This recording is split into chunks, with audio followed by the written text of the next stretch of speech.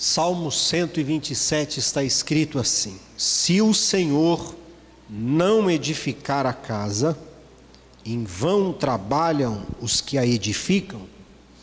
Se o Senhor não guardar a cidade, em vão a vigia a sentinela. Inútil vos será levantar de madrugada, repousar tarde, comer o pão de dores, pois ele dá aos seus amados o sono. Os filhos são herança do Senhor, e o fruto do ventre o seu galardão. Como flechas na mão do valente, assim são os filhos da mocidade. Bem-aventurado o homem que enche deles a sua aljava, não será envergonhado quando falarem com os seus inimigos à porta. Amém. Amados, o Salmo de número 127 está dentro do conjunto que nós conhecemos como Cânticos dos Degraus. Ele era dado ao povo hebreu na sua peregrinação ao templo, e a subida do templo, eles anunciavam esses cânticos ao Senhor nosso Deus. Alguns estudiosos dizem, e nesse caso o Spurgeon, Charles Haddon Spurgeon, diz que esse salmo foi escrito por Davi, direcionado a Salomão, a fim de instruí-lo sobre como ele deveria consolidar a sua casa, o seu projeto familiar. Este salmo, ele contém algumas verdades que são importantes para nós que temos a nossa família, para aqueles que vão constituir família e para aqueles que desejam preservar as suas famílias. Ele coloca informações e traz a nós verdades que não podem ser ignoradas por nós de maneira alguma. A primeira verdade que esse homem estabelece é que se o Senhor não estiver envolvido com a nossa casa, com o nosso trabalho, com os nossos projetos, com a nossa vida, nós estaremos fadados a iniciar, mas a sermos derrotados na sequência daquilo que edificarmos. Se o Senhor não estiver, não haverá permanência. Eu quero falar isso bem pausadamente, preste atenção. Se o Senhor não estiver envolvido com você, com as suas obras, com a sua família, com o seu trabalho, com os seus planos, você pode até levantar, mas não vai permanecer. O que faz os nossos trabalhos, o que faz a nossa família permanecer, o nosso ministério permanecer, é a presença de Deus nos nossos planos, no nosso trabalho, na nossa família, no nosso ministério.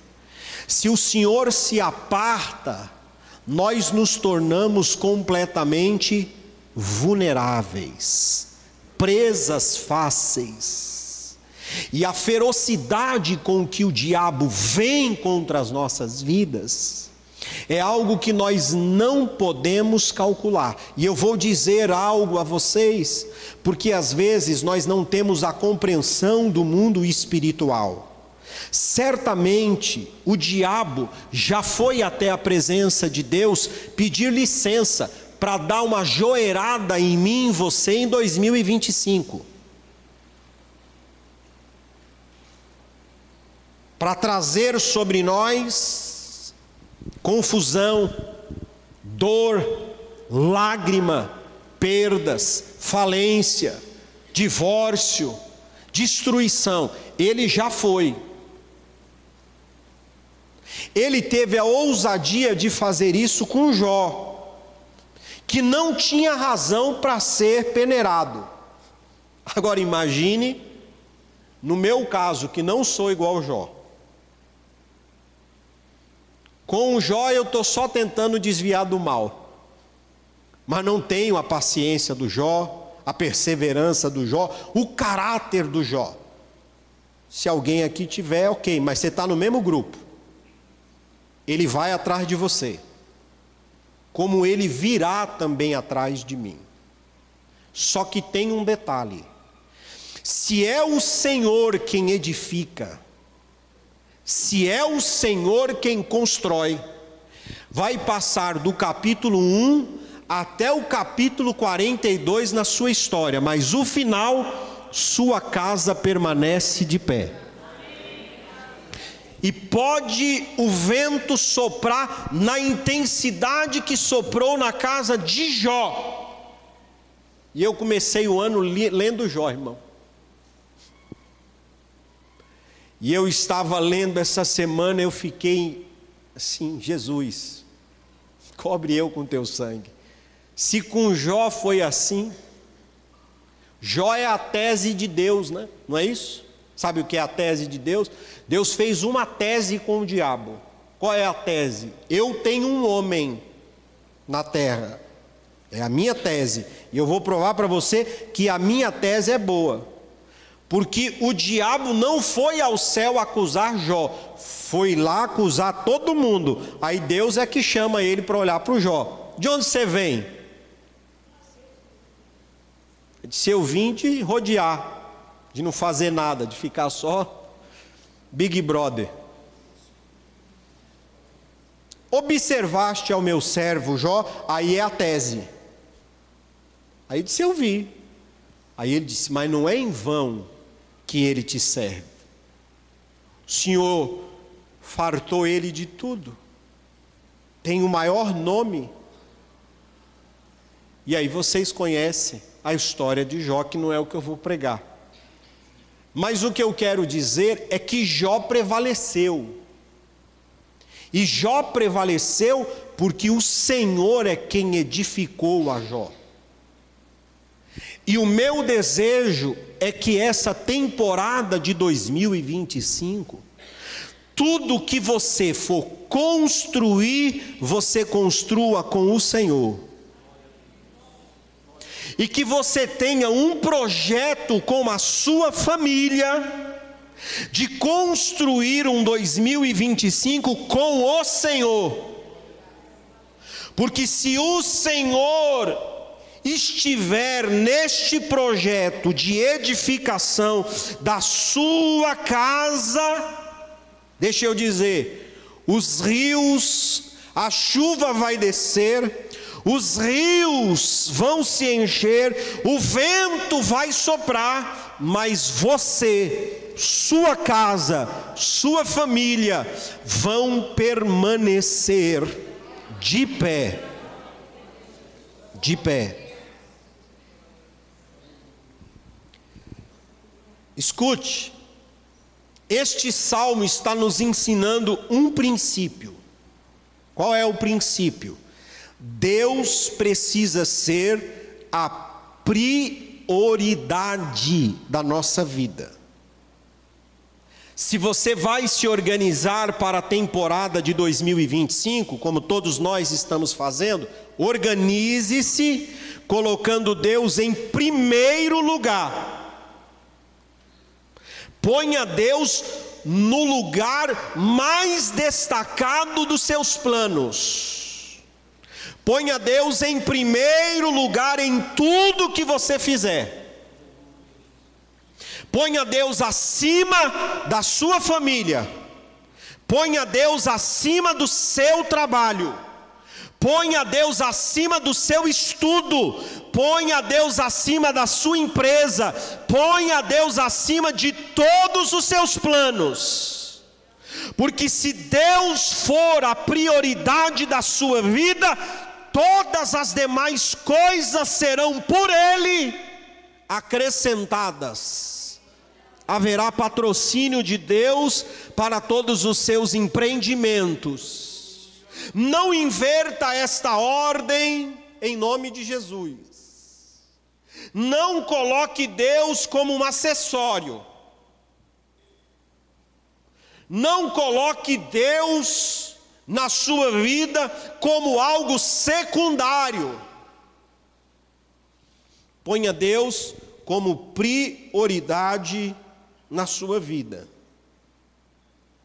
Deus precisa ser a prioridade da sua família. Deus precisa ser a prioridade dos seus objetivos. E aí, irmãos, é muito fácil você perguntar se você entende isso. É só você olhar o seu 2024. Como foi o seu relacionamento com Deus? Qual foi o espaço que Deus ocupou na sua agenda em 2024? Na agenda da sua família. Como é que Deus foi tratado? Como é que foi a sua agenda? Porque aí a gente diz assim, né? Não, Deus é a minha prioridade. Ok, ótimo. É até bonitinho falar isso, né? Mas, como é que é o dia a dia? Como que Deus é a sua prioridade, se você começa a segunda-feira mal se lembrando dEle? Você lembra de falar com Ele andando no meio da rua, quase tropeçando. Ah, pastor, é porque eu levanto muito cedo. Levante mais cedo ainda. Se Deus é a sua prioridade. Porque eu espero, né, que ninguém jogue na cena, apesar de eu estar sabendo que tem uns crentes que jogam. Estava dos irmãos querendo ganhar 600 milhões aí agora. Ainda bem que você não ganhou nada, para você largar a mão de ser desobediente. Ah, aí vem os hipócritas. Ah, mas e se ganhar e der o dízimo? Não, irmão. Não brinque com coisa séria. Seu dízimo pouco contribui se você vem com dinheiro amaldiçoado. Seja ele 70 milhões, 600 milhões, quantos milhões forem. Então, aí, mais hipoteticamente, se eu dissesse que amanhã tem um cheque preparadinho para você, não precisa ser 600 milhões não, tá bom? De 100 mil reais, 100 mil reais.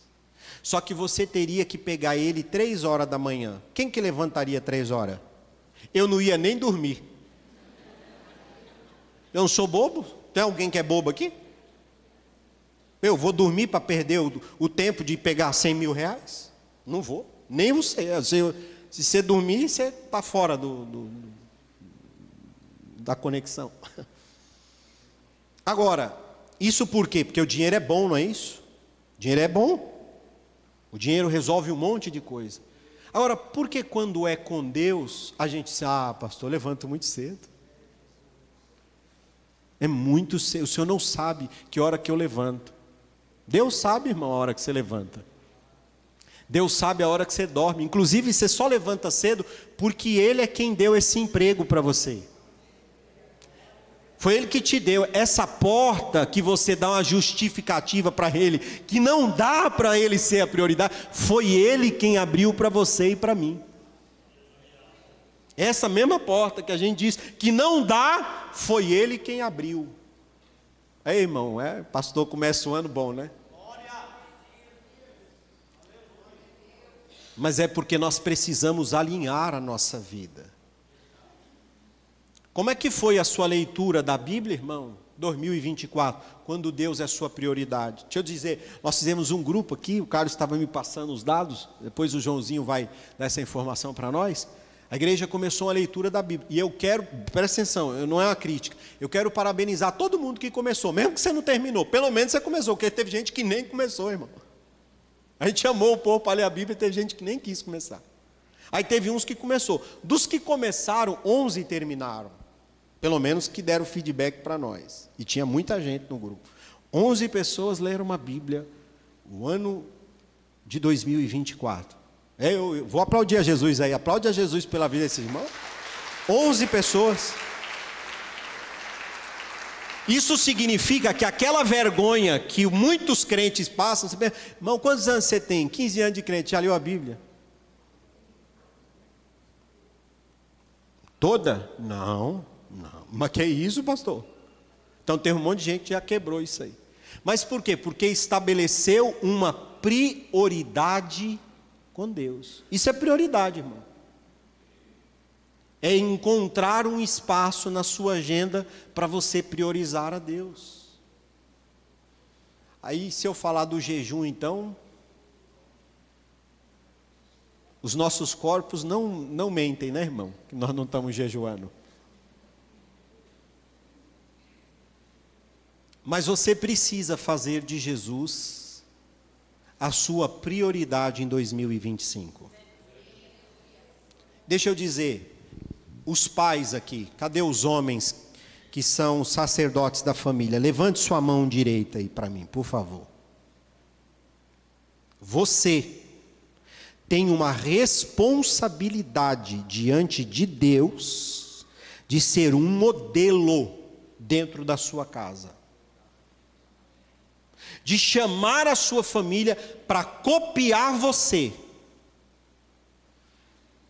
Não adianta o camarada falar: esposa, lê a Bíblia. Aí pergunta: e você, leu? Não, não tive tempo, trabalhando muito para colocar o pão na mesa. Aí manda os filhos lerem, as filhas lerem. Leu? Não li. Papai está muito ocupado. Ela também vai dizer que tem as ocupações. E nossas filhas, minhas filhas têm agenda já, irmão. Uma tem 10, outra tem 6. Tem agenda de produtividade. Se quiser dar uma desculpa para mim, consegue até dar. Mas nós precisamos estabelecer prioridade. E na minha casa eu sou chato. As meninas levantam, Nivaldo fez a higiene. A Silene sai, eu estou trabalhando no home. Fez a higiene, fez. Orou. Não, para o que está fazendo, vou orar. Aí elas vão lá, ora. Já leu? Não leu. Aí a Helena é esperta.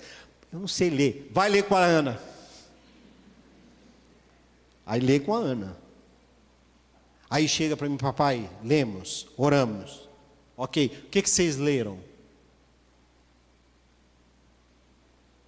Deixa eu dizer, se você não fizer isso, Deus não pode ser uma prioridade na sua casa. Se Deus não é mencionado, se Deus não é colocado como prioridade na sua vida, que prioridade é essa que Deus ocupa na sua vida, que os seus filhos lhe vêm falando dele quando você vem para a igreja?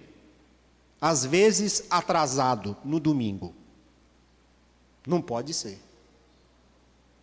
Deus precisa ser prioridade para você. Meu irmão, tome isso. E aí deixa eu dizer às irmãs, não escapa não.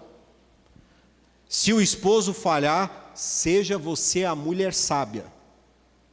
Pega a lamparina da palavra e acende esta luz dentro da sua casa. Ponha Deus como prioridade dentro do seu lar. Exalte a pessoa de Jesus Cristo dentro do seu lar em 2025. Seja Deus a prioridade da sua família. Jesus disse em Mateus 6:33: buscai, pois, primeiro, o quê? O reino de Deus. Buscai, pois, em primeiro o reino de Deus. Todos nós precisamos estabelecer essa prioridade de relacionamento com o Senhor nosso Deus. E certamente nós colheremos os benefícios desse comportamento em nossa vida. Avancemos.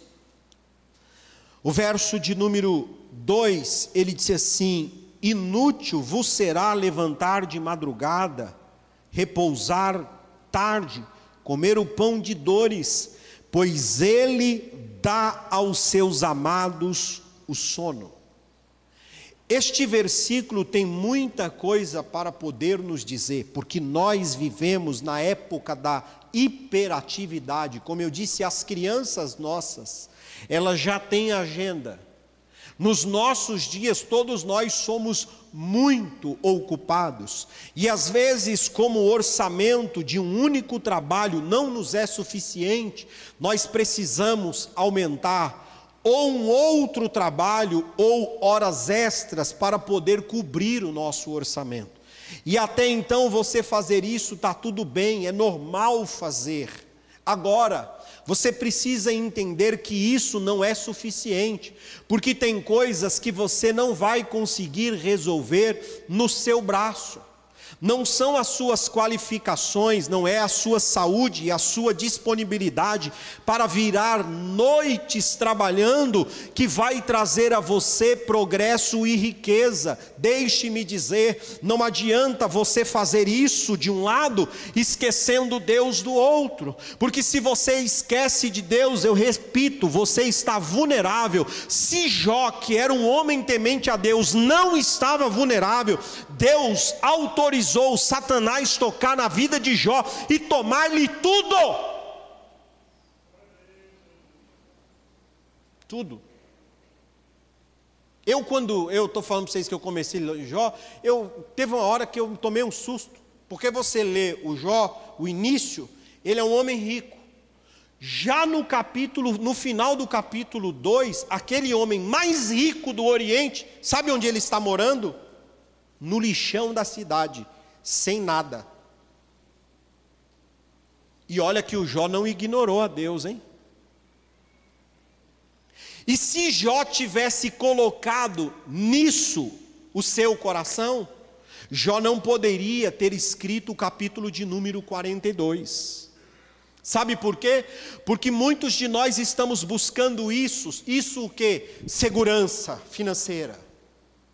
Estamos buscando uma riqueza para termos um pouco mais de paz e de sossego. E eu vou dizer, tudo isso é muito bom, seja planejado, faça os seus planos, trabalhe um pouco mais, seja precavido, gaste menos. Se você tem uma oportunidade de aumentar os seus ganhos, faça isso. Se você tem a oportunidade de aumentar os seus clientes, faça tudo isso. Mas por favor, não esqueça o Senhor, porque se você fizer, tudo isso lhe será em vão.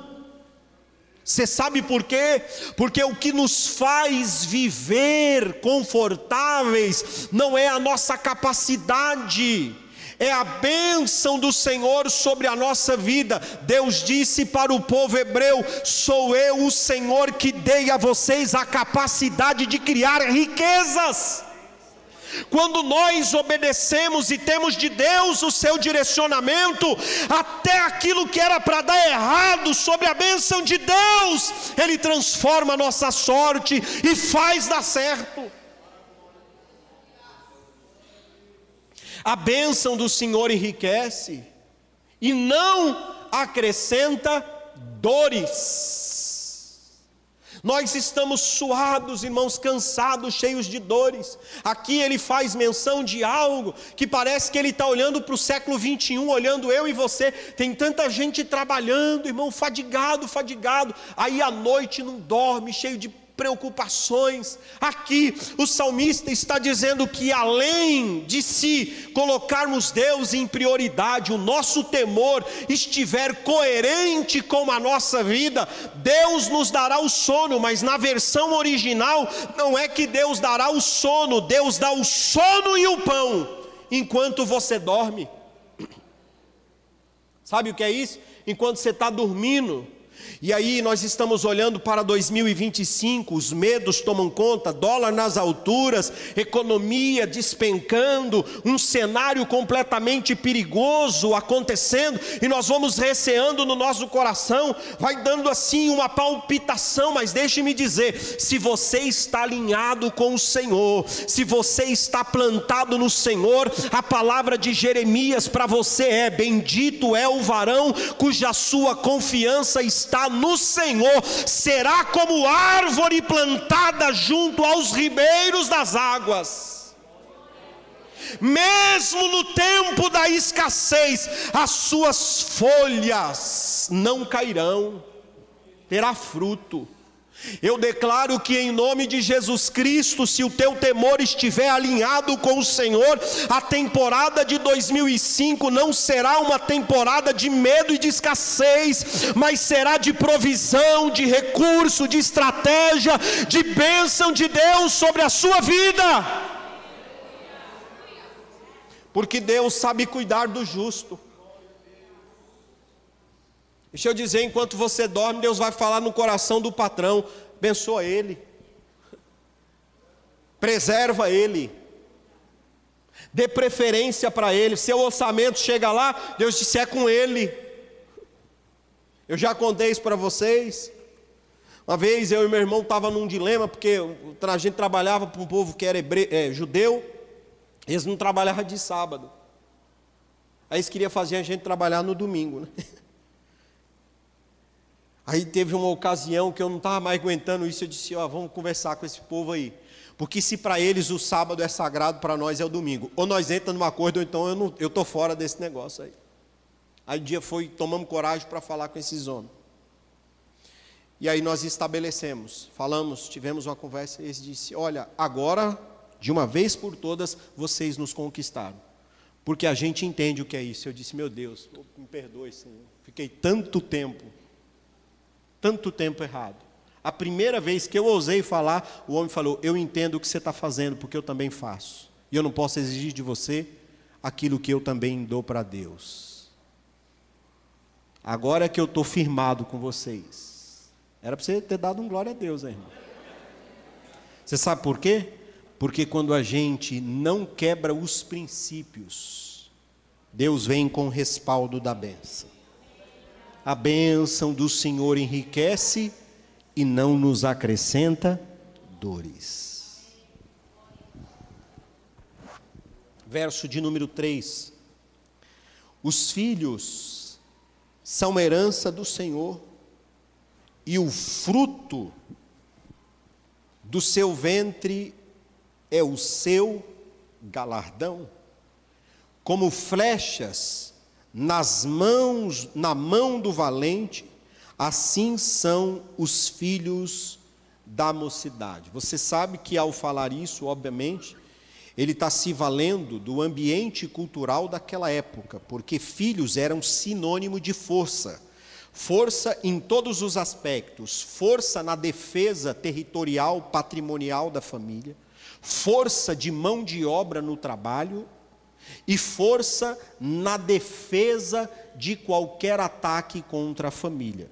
Então, quanto mais varões haviam numa família, mais força e respeito aquela família tinha. Vocês vão se lembrar dos filhos de Jacó, o estrago que eles fizeram numa cidade quando sua irmã foi violentada e desonrada por um grupo de pessoas. Porque os filhos tinham esta representatividade. Aí, irmão, eu não sei quem foi que falou para nós que filho é um problema orçamentário. Aí tem um monte de gente que eu sei que vai contestar isso que eu estou falando, mas aí entre a sua opinião e o que a Bíblia diz, eu não estou nem aí para a sua opinião. A Bíblia não diz para mim que filho é um problema de orçamento. A Bíblia diz que filho é herança do Senhor. E tem um detalhe: a herança ainda é dele, não é nem minha. Ele só dá a nós o privilégio de cuidar desta herança. Agora tem um detalhe: se a herança dele, ele não vai dar a nós condição de cuidar da herança? Não vai? Ele vai dar condição de cuidarmos da herança. De vez em quando eu olho para o meu pai, o Nivaldo conhece a nossa mesa quando se reúne. Meu pai teve 5 filhos, né? Meu pai e minha mãe. A Gláucia, a Neia, o Gleison, eu e a Thalita. E era para ter tido mais um que, infelizmente, morreu nesse intercurso. E meu pai sempre foi um homem muito humilde, mas muito trabalhador. E quando a gente pergunta para ele: mas como é que você dava conta, né? Porque a gente faz as contas de hoje, né? 5 filhos. E eu me lembro, irmão, todo Natal, como é nos dias, eu vejo aqui na igreja e fico muito feliz. A gente olha os filhos dos crentes, tudo bonitinho, tênis novo, calça nova, roupa nova, aquela coisa, tudo bonitinho. Os pais cuidando com todo o zelo dos filhos. E eu perguntava: pai, como é que o senhor dava conta? Se além de trabalhar muito, eu não sei, Deus abençoava. E aí a gente mudou isso. A gente começou a desconfiar de Deus. A gente acha que o nosso orçamento é melhor do que o de Deus. Aí tem gente que já não quer ter mais filho por causa de orçamento. Deixa eu dizer, o céu deve olhar para mim, para você, e dizer, mas é uns covarde mesmo, viu? Ou raça ruim. É, porque se o filho é uma bênção, eu e você estamos dizendo que é um problema, e você acha que eu vou acreditar ou confiar na sua opinião? Não vou não, irmão. Olha o que a Bíblia diz que filhos são herança. Deixa eu dizer, levante sua mão, por gentileza, você que é pai e mãe, e diga comigo, meus filhos, minhas filhas, é uma herança bendita que o Senhor me confiou. Herança.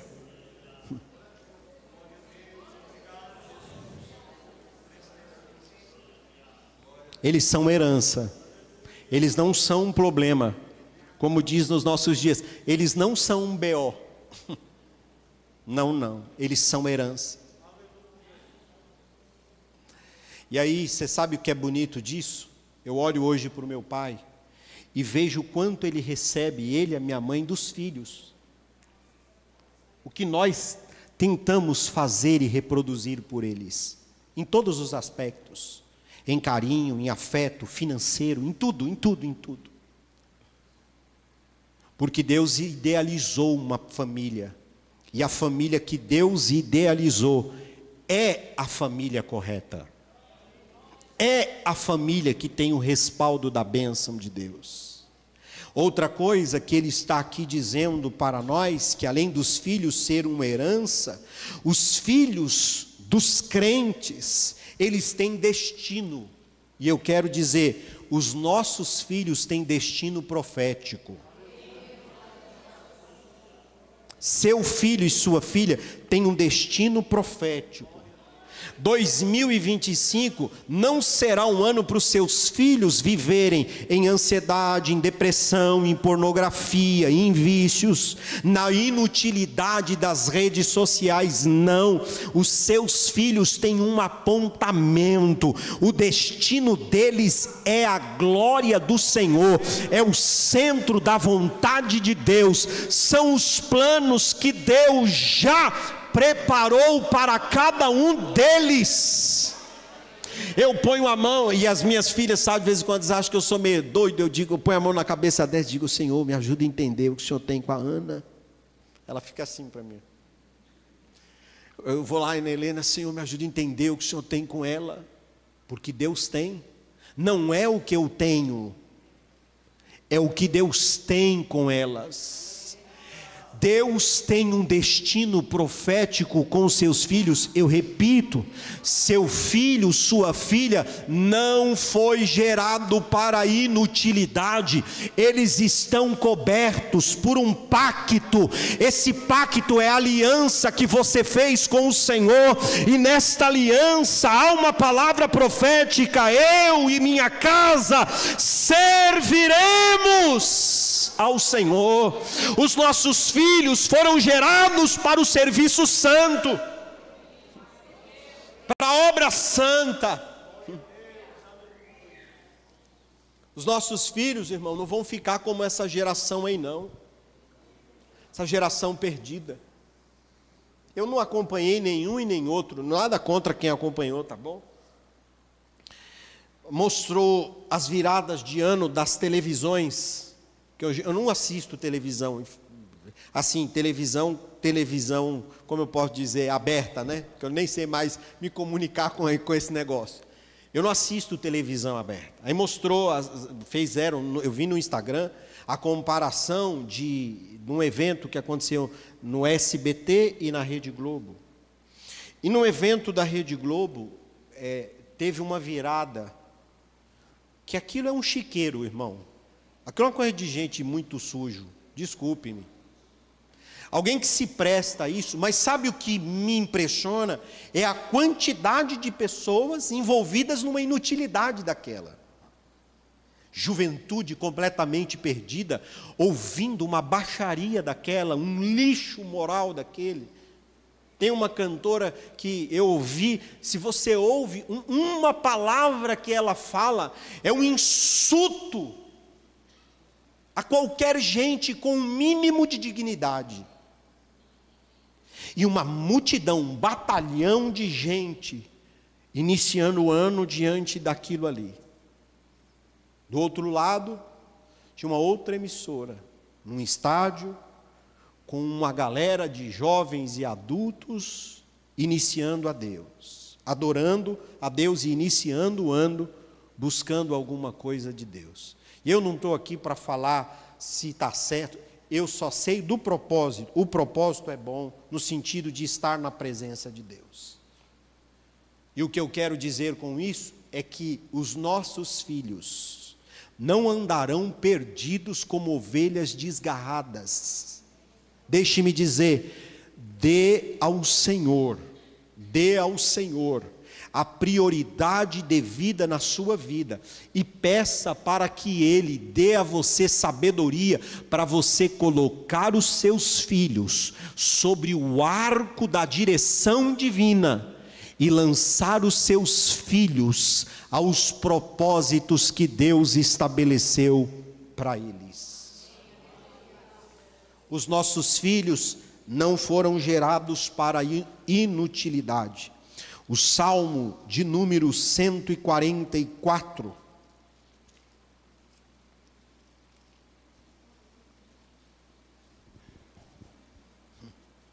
Está escrito assim, que os nossos filhos sejam como plantas, bem desenvolvidos na sua mocidade. As nossas filhas como pedras angulares, lavradas como colunas de um palácio. Que os nossos celeiros estejam repletos e as nossas ovelhas produzam a milhares e a dezenas de milhares em nossos campos. E os nossos bois levem cargas pesadas e não haja assalto, nem sortidas, nem clamores em nossas ruas. Bem-aventurado o povo a quem assim sucede, bem-aventurado é o povo cujo Deus é o... Que nessa temporada de 2027, nós possamos viver a realidade deste salmo. Salmo de número 27, verso 5, para encerrarmos, ele diz assim: bem-aventurado é o homem que enche deles a sua aljava, não será envergonhado quando falarem com seus inimigos à sua porta. Deixe-me dizer, há uma bênção de Deus preparada para você em 2027, que abrange você e toda a sua casa. Faça uma aliança com Deus nesse ano de 2025. Eu gosto muito de um escritor chamado John Piper. John Piper diz que nós precisamos dar uma resposta para essa geração hedonista. O que é a geração hedonista? É a geração que vive em busca do prazer. E qual é a resposta que o crente dá à geração que vive em busca do prazer? É estabelecer em nós um hedonismo cristão, diz ele. Um hedonismo santo. Sabe o que é o hedonismo santo? Meu prazer é o Senhor. Meu prazer é o Senhor. Meu contentamento, minha alegria, minha busca por prazer é o Senhor. O meu temor, o desejo de agradar, de me apaixonar-me, de amar o Senhor cada vez mais, estará simplesmente na presença, na casa, na palavra, na oração, no envolvimento com o sagrado. Esse é o meu objetivo e esse deverá ser o seu objetivo nessa temporada de 2025. Fazer do Senhor a prioridade exclusiva da nossa casa. E se assim nós fizermos, irmãos, eu encerro e declaro esta palavra sobre a sua vida. Deuteronômio, capítulo de número 6. E com isso,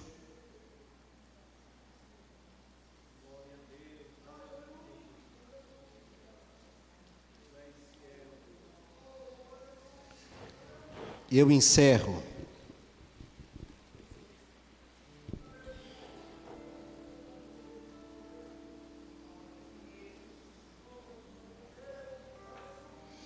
Deuteronômio 6 está escrito assim: estes são os mandamentos, os estatutos e os juízos que o Senhor teu Deus mandou ensinar-te, para que os cumpra na terra a que passas para possuir. Nós estamos numa transição, sim, saímos de 2024, estamos entrando em 2025, e nós estamos recebendo do que de Deus? Mandamentos, orientações, direcionamento para a nossa vida. Se nós obedecermos estes mandamentos, ele disse assim: para que temas o Senhor teu Deus, guarde todos os teus estatutos e os mandamentos que ordeno a ti e aos teus filhos e aos teus netos todos os dias da tua vida, a fim de que os teus dias sejam prolongados. Ouve, ó Israel, e cuida de pô-los em prática, para que te vá bem, e muito te multipliques na terra que mana leite e mel, como disse o Senhor Deus de teus pais. Ouve, ó Israel, o Senhor nosso Deus é o único Senhor, é o único Senhor. Amarás o Senhor teu Deus de todo o teu coração, de toda a tua alma e de toda a tua força. Verso de número 10 está escrito: quando o Senhor teu Deus te introduzir na terra que sobre juramento prometeu aos teus pais, Abraão, Isaque e Jacó, que te daria grandes e boas cidades que não edificastes, olha o que Deus tem preparado para você: casas cheias de bens que não enchestes, poços abertos que não cavastes, vinhas e olivais que não plantastes.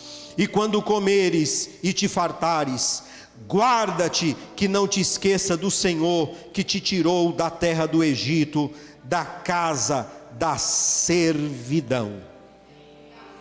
Esta é uma temporada que Deus tem um compromisso de abençoar o seu povo mais uma vez. Que você inicie esse ano estabelecendo o Senhor como prioridade, honrando o Senhor dentro da sua casa, alinhando a sua família de acordo com a palavra de Deus. E se prepare, porque tem uma temporada abençoada vindo ao seu encontro. Não é sobre a sua força, não é o que você pode produzir, não é quanto o dólar pode baixar, não é quanto a nossa economia pode melhorar, não é quanto o governo pode ser assertivo, é o que o Senhor fará por você, é o que o Senhor fará por você. Jeremias 29:11, bem sei eu os pensamentos que tenho a respeito de vós, pensamentos de paz, para dar a vocês uma temporada que vocês desejam. Que Deus abençoe vocês.